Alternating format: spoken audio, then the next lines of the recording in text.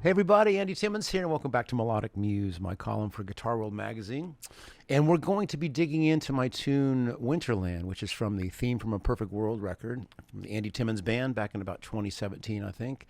I would say this may be my favorite piece on the record. I think it's a good study of melody, how to support that melody with other tones, and probably my favorite solo maybe that I've ever done. So looking forward to digging into this and sharing as much as I can about the process.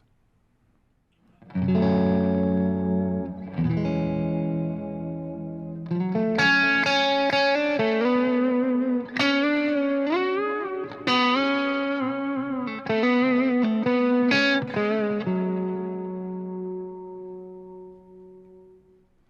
let's look at this intro. It's first, like everything, I want you to be able to really know what the harmony is before we dig into the notes. It's a very simple and very common chord progression where I'm just playing a F sharp minor, and then it's an E with a sixth, and then D major 7 down to a B minor, and that repeats. Okay.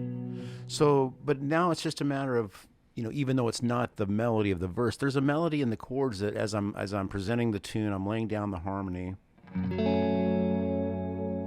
I should also initially speak about what the sound that I'm getting. So, quick signal chain. I'm running a drive pedal. On the record, I would have used a Keeley modded blues driver. This is a modern iteration of that, and it's called the Super AT mod. It's a crummy commercial. It's my new signature pedal for Keeley. But it's basically a gain tone where it's a real nice gained up sound. But what I'm doing, I'm on the neck pickup and I'm dialing that volume knob fairly far back, getting it nice so where it retains some of that top end. Now I do have a treble bleed mod on the master volume, just about every guitar I own, and this one's no exception. So it allows you to turn down the volume of your guitar, lessening the gain that's driving either your pedal or the amp, but still maintains the top end. And that's essential for this kind of tone. If you don't have that kind of pedal, that kind of circuit, you might just want to try brightening your amp a little bit with a bit of gain. And then of course, my Keeley Halo at the board. I've got a Sir amp that I'm running. You can kind of see behind me somewhere. That's just running loud and clean, and an amp and the speaker in the next room, and then adding the echo at the board. So here we go. So I'm kind of strumming up that chord. My thumb is on the low F sharp. Then I've just got the triad here. The A string's not sounding. I could have had that extra C sharp in there, but for now.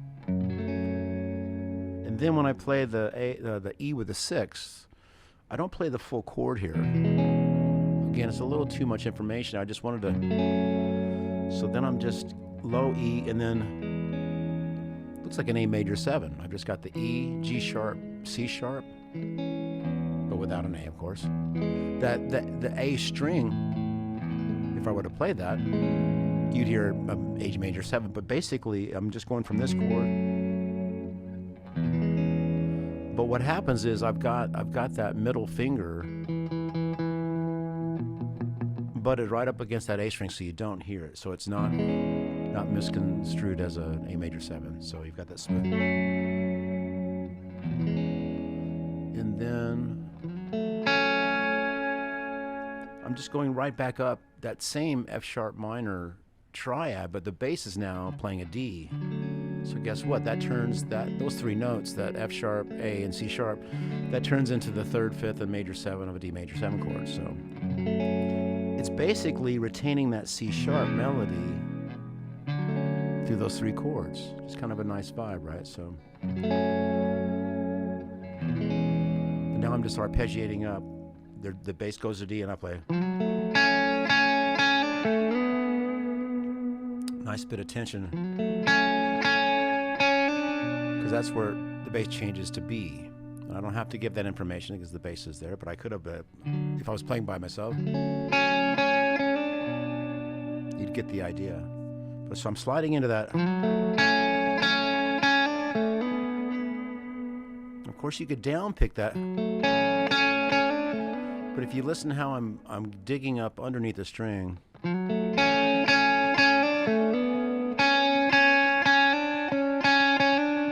gets a little bit of different tone, a little bit of different harmonic content. The hammer on. And then now the bass is that same 4 chords repeats, but now instead of playing quarterly, I play a melody.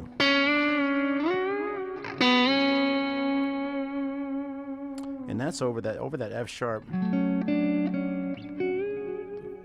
Really nice, use of a bit of tension there, where I'm. That's something I normally do over a minor chord. I'll rarely use that flat 6, but for whatever reason, this kind of was. I felt that it was evocative and had a nice vibe.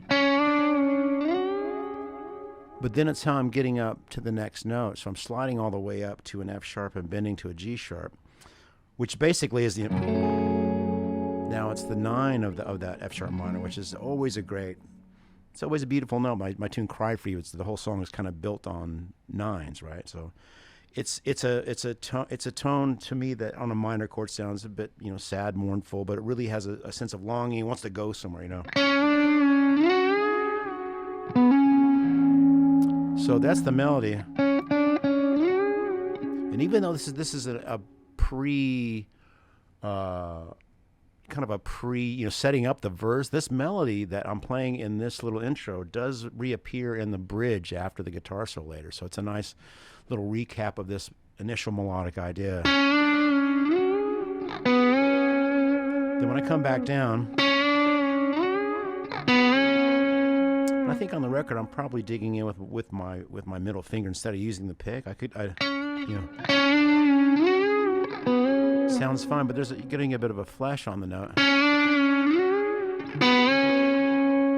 It has a nice harmonic content to it as well. So then I come back down and bend from the B to the C sharp. Because that C sharp was right.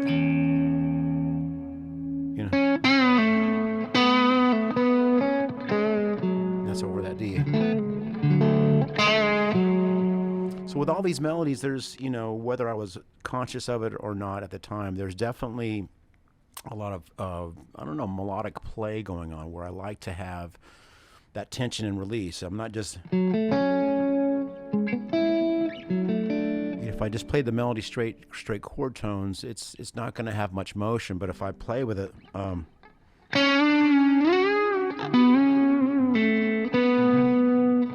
that's a root. But then over that D major, straight down the minor, the A, G sharp, F sharp of that minor key.